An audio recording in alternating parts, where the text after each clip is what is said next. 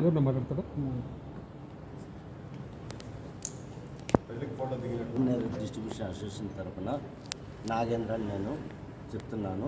మేము 25 మంది సభ్యులు ఉన్నాము. జనతా బజార్కి సరుకు ఇస్తాము.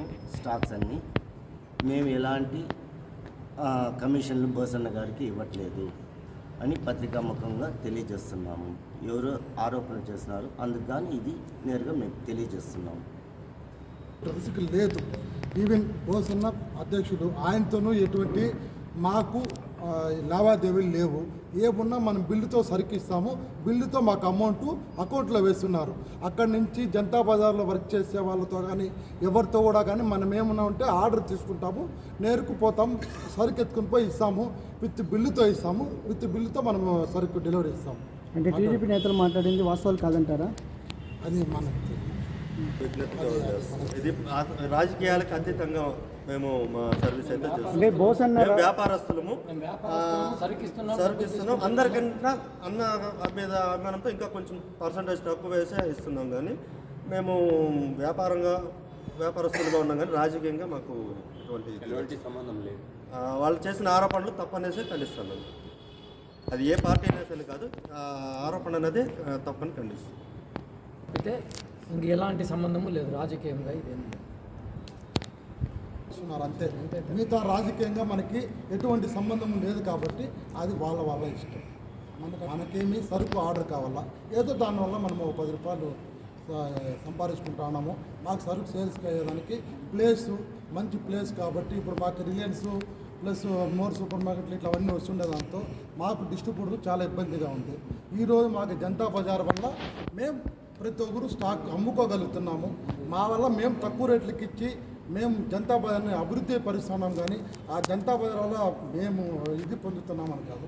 కాకపోతే మనం ఏమున్నా సరుకు సప్లై ఇవ్వడము, మాకు అకౌంట్లో డబ్బులు ఇవ్వడం, ఎవరికి ఇవ్వడం. కానీ ఈవెన్ 10 రూపాయలు అంటే కూడా ఎవరికి చేతిలో ఇవ్వరు.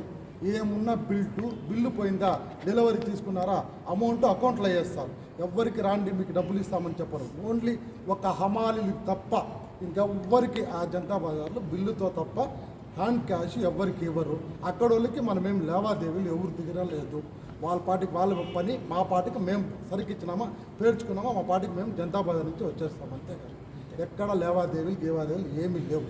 కాబట్టి ఏమి ఎటువంటి ఇబ్బంది లేదు. అంతవరకునే మేము చెప్పగలుగుతాం. డిస్ట్రిబ్యూటర్ ఎలక్షన్ జరపకపోవడం అది వాళ్ళ ఇష్టం. అది మాకు సంబంధం లేదు. ఎందుకంటే మేము సరుకు సప్లై ఇచ్చాము. మాకెవరున్నా మేము ఇస్తాం. అది బోసన్ ఉంటారా ఇంకోరు ఉంటారా, మాకు కావాల్సిన సమస్య కావాలా. మాకు రేపు ఇది ఆ జనతా బజార్ మాకు ఆదరు చూపిస్తూ ఉంది. దాన్ని మనము పోగొట్టుకుంటే మాకు ఇబ్బంది. ఎందుకంటే మాకు టార్గెట్లు ఉంటాయి. మాకు నెలకి ఇంత టార్గెట్ అని ఉంటుంది. ఆ టార్గెట్ మేము రీచ్ కావాలంటే మాకు జనతా బజార్లో మాకు సేల్స్ బాగుంది. ఈరోజు ఎంతో పెద్ద రిలయన్స్ కొన్నా కూడా ఈరోజు ప్రజలు కూడా అభిమానంతో జనతా బజార్లో వచ్చి కొంటున్నారు. ఎందుకంటే తక్కువ రేట్లు చేస్తున్నామని. అంటే మేము తక్కువ రేట్లు ఇవ్వడం వల్ల వాళ్ళు మాకు ప్రజలకి తక్కువ రేటుతో సరుకు సప్లై చేస్తున్నారు. వచ్చిన వినియోగదారులకి సరుకు తక్కువ రేటుతోనే ఇస్తున్నారు.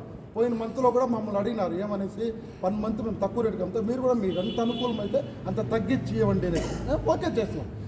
మాకెంత వస్తుందో దాంట్లో మేము తగ్గించి కూడా వాళ్ళకి ఇచ్చి అక్కడ జనతా బజారు బాగుండాలనే ఉద్దేశంతో, కస్టమర్ ఇంకా పెరగాలనే ఉద్దేశంతో మేము అక్కడ రేట్లు కూడా తక్కువ ఇచ్చి మేము మార్జిన్ కూడా తగ్గించుకొని మేము వ్యాపారం చేసుకున్నాం. ఏమి ఇక్కడ ఎటువంటి లావాదేవీలు ఏమున్నా బ్యాంకు ఓన్లీ బిల్లు పోయిందా ఓన్లీ బ్యాంకే. కానీ ఎవ్వరికి క్యాష్ ఇచ్చేది కూడా ఉండదు. 100 రూపాయలు కూడా బిల్లు ఇచ్చేయాల్సిందే మన జనతా బజార్కి. అది పక్కా. స్టాఫ్తో మాకు సంబంధమే లేదు. ఓన్లీ మనం ఆర్డర్ ఇచ్చే వాళ్ళతో మాత్రమే మాట్లాడతాం. ఏమైనా ఉంటే పేర్చుకుంటాం, మా పార్టీకి మేము వచ్చేస్తాం. అలా జరిగే విషయం ఉన్నది నేను చెప్పిన అది దానికి నేను ఏం చేయలేదు.